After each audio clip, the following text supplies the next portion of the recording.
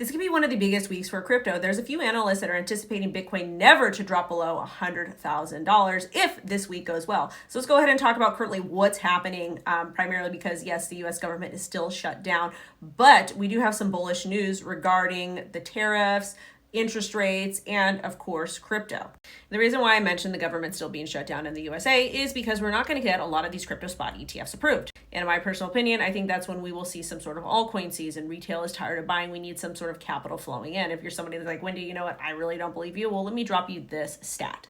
The Rex Osprey XRP ETF surpassed 100 million in assets under management just last week. And that's just one crypto spot ETF. And the SEC is not going to be able to really approve any other crypto ETFs, well, very many of them, despite all the different filings, like we saw one for HBAR and Litecoin, etc., until government's working in full capacity. Now, the Fed is going to meet this week to discuss interest rates. But stocks also pumped pretty nicely based off of the bullish positive news of China and the US reaching some sort of trade agreement. Because remember, all the drama is supposed to happen November 1st, which is right around the corner. I believe it's going to be Saturday this week. Of course, it's got to happen on a weekend, right? But right now, stocks are rallying based off of the information that dropped that Trump and China have came up with some sort of tariff agreement. Good, great, fine, fantastic.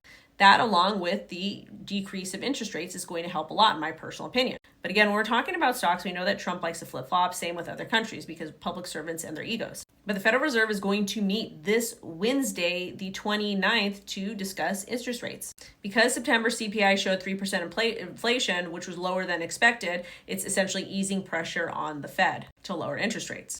CME Fed Watch shows a 96.7% chance of a 0.25% rate cut.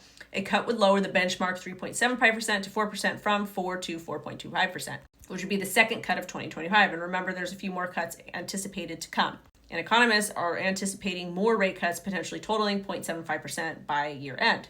And Standard Chartered came out and said, if this week goes well, Bitcoin may never see sub $100,000 again. The points they gave were easing US-China tensions, improve market sentiment. Bitcoin gold ratio has rebounded to pre-tariff levels. Fresh inflows into Bitcoin ETFs, especially for funds leaving gold ETFs, would confirm improving sentiment.